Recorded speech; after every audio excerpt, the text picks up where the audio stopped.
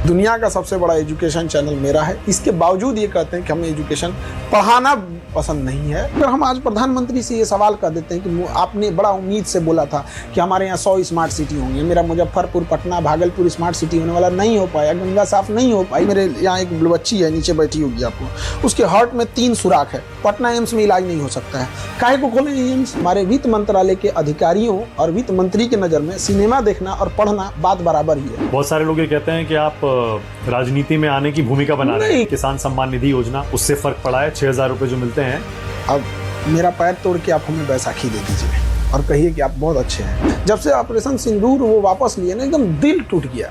इंदिरा गांधी एक लेडीज थी ना, 7वां बेड़ा लेके अमेरिका परमाणु बम मारने आया था ना, और बोला भी था हम 7वां बेड़ा लेके आ गए, वो हटी थी। 2016 के बाद से सर्जिकल स्ट्राइक, एयर स्ट्राइक, फिर ऑपरेशन सिंदूर, कम से कम घर में घुस के तो मारना हमने शुरू किया। सर, इसको घर में घुस के मारना कारगिल को बोलते हैं, घर में घुस के मारना। अच्छा, आप भी जानना चाहते हैं कि कितने एयरक्राफ्ट हमारे गिरे? क्या ये सवाल सही है? ये पूछना चाहिए क्या? बिल्कुल पूछना चाहिए। किसकी वजह से हुआ बंटवारा? उस समय जितने लोग थे सब जिम्मेदार थे। अगर वो बन जाते प्रधानमंत्री अंबेडकर जी, तो आज देश अलग होता, अलग स्थिति में बिल्कुल रहता। बिहार में जो वोटर लिस्ट को लेकर हंगामा हो रहा है, खान सर की उस पर कोई राय है? ईरान इजराइल में कौन जीता खान सर? हमारी फॉरेन पॉलिसी एकदम फेल हो गई है। एक देश हमारे साथ ऑपरेशन सिंदूर में खड़ा नहीं हुआ, जो आसपास के हमारे पड़ोसी हैं वो भी हमारे साथ नहीं है। आपको लगता है ट्रंप ने ही सीज फायर कराया था? सबसे पहले ट्वीट उन्होंने ही किया था। मोदी जी को करना क्या चाहिए कि ईरान और इजराइल वाले मैटर में और अमेरिका वाले मैटर में इन्हें ट्वीट करना चाहिए कि मैंने अमेरिका और ईरान का सीज फायर करा दिया यहाँ पर। अगर आपको सलाह देनी होती प्रधानमंत्री को, 3 सलाह ऐसी आप क्या देंगे कि सबसे पहले आप ये करिए, देश की 3-4 ये जो समस्याएं हैं ये सॉल्व हो जाएंगी? हम देखते हैं कि कहीं छापा पड़ा तो नोट गिनने की मशीन आ रही है, 200 करोड़ पकड़ा गया, 100 करोड़ पकड़ा गया। हम आपसे पूछते हैं वो पैसा गया कहाँ? कभी सुने हैं? कभी उसको भी दिखाया कीजिए कि भैया पकड़ा के गया कहाँ? सरकारी खजाने में जाता है, वो क्यों नहीं दिखाते? राहुल गांधी, मनमोहन सिंह, इंदिरा गांधी, आयरन लेडी, सच में अगर भारत में रहती तो नक्शा चेंज हो गया रहता। वीर सावरकर, जेल से आने के बाद अंग्रेज स्वयं उनको पेंशन देते थे। क्या देश का पहला आतंकवादी था नाथूराम गोडसे? योगी आदित्यनाथ। जो करना है करेंगे, जो आए देख लिया जाएगा।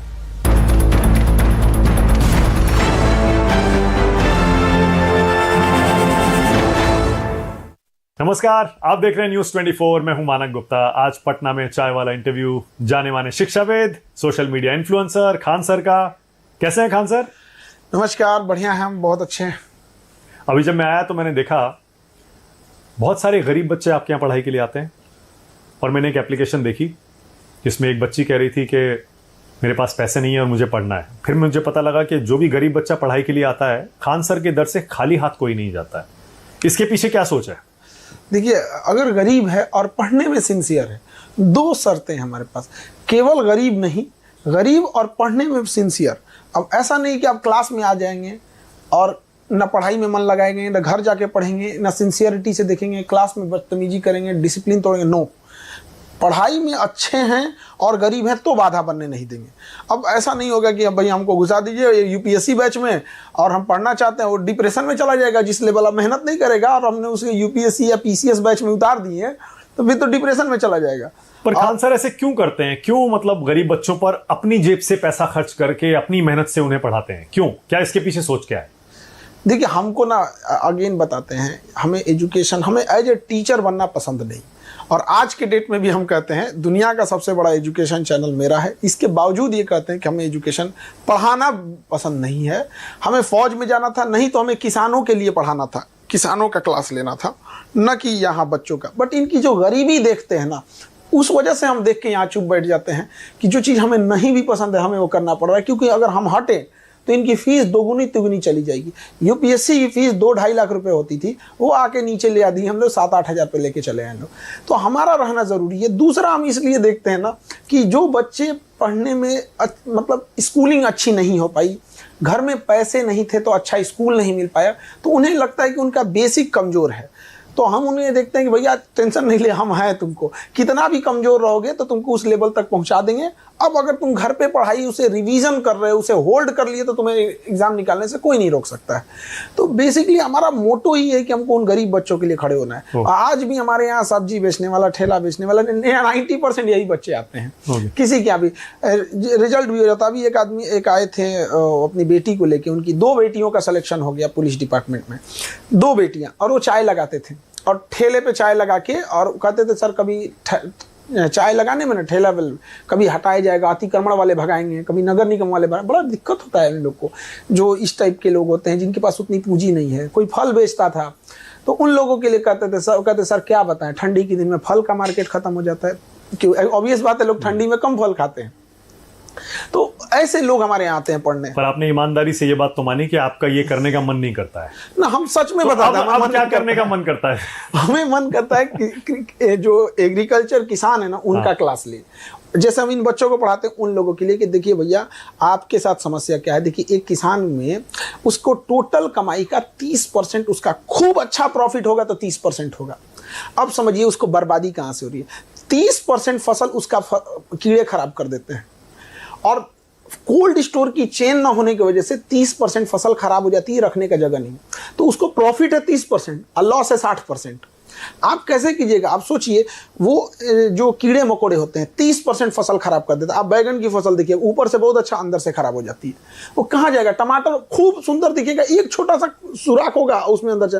उसमें नॉर्मल सा सिस्टम होता है। ब्राजील में मच्छरों ने बहुत तंग कर रखा था, तो जेनेटिकली मॉडिफाई करके वहाँ एक ऐसे मच्छर की प्रजाति छोड़ी गई जिससे अगर कोई मच्छर अगर मीट करते थे तो केवल मेल जन्म लेते थे, फीमेल नहीं।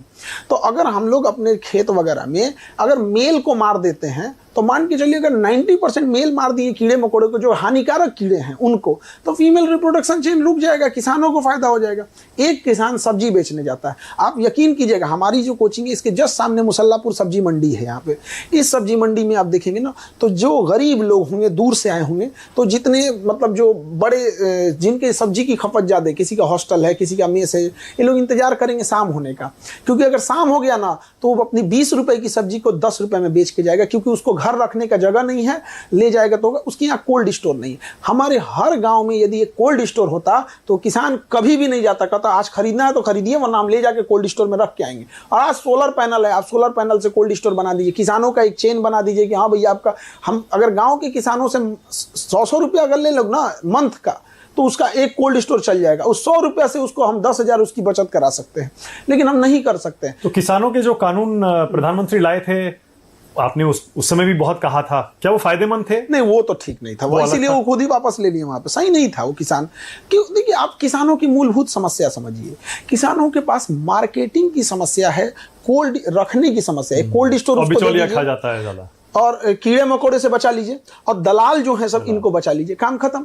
अब एक बात बताइए, यहाँ से अगर आप सिंगापुर सब्जी भेजिएगा यहाँ से, तो उसका सबसे बड़ा कॉस्टिंग क्या आएगा? ट्रांसपोर्टेशन। उसका रीजन है कि उसकी जो पैकेजिंग आएगी ना, पैकेजिंग वो काफी महंगी आएगी। अब क्यों महंगी आएगी? क्योंकि हम लोग उसको कार्डबोर्ड से पैकेजिंग करते हैं। कार्डबोर्ड से इसलिए करते हैं क्योंकि रेगुलर कोई नहीं है। लेकिन अगर मान के चलिए हमारा ही यह ड्यूटी हो जाए तो हम कार्डबोर्ड की जगह प्लास्टिक यूज करेंगे। अंडे का जो ट्रे होता है वो कागज का भी होता है, प्लास्टिक का भी आता है। लेकिन जिसको अंडे का रेगुलर व्यापार करना है वो एक बार पैसा लगा के वो प्लास्टिक वाला खरीद लेता है, बार बार वो कागज वाला नहीं लेता, क्योंकि कागज वाला वन टाइम यूज होगा, फटेगा, खराब हो जाएगा, तो कॉस्टिंग नीचे आती है। बट रेगुलर कोई है नहीं जो उसको भेज सके। मतलब आप क्या ये भी इशारा कर रहे हैं कि जो प्रधानमंत्री ने कहा था कि 2022 तक मैं किसानों की आय डबल कर नहीं हो पाया ना, नहीं हो पाया। बट प्रॉब्लम क्या है ना कि हम लोकतंत्र में नहीं, हम भीड़ तंत्र में। अगर हम आज प्रधानमंत्री से ये सवाल कर देते हैं कि आपने बड़ा उम्मीद से बोला था कि हमारे यहाँ 100 स्मार्ट सिटी होंगी, मेरा मुजफ्फरपुर, पटना, भागलपुर स्मार्ट सिटी होने वाला, नहीं हो पाया। गंगा साफ नहीं हो पाई, महंगाई कंट्रोल नहीं हो पाया, किसानों की इनकम डबल नहीं हो पाई, तो लोग ये नहीं पूछते कि आप जो पूछ रहे हैं वो गलत है। आप ये कहते क्यों पूछ रहे हो? अब हमको ये नहीं समझ में आता है, तो शायद हमें लगता है कि हमसे गलती हो गई। हमें ये सवाल सी जिनपिंग से पूछना चाहिए या डोनाल्ड ट्रंप से पूछना चाहिए, क्योंकि हमारे यहाँ तो लोग नाराज हो जाते हैं।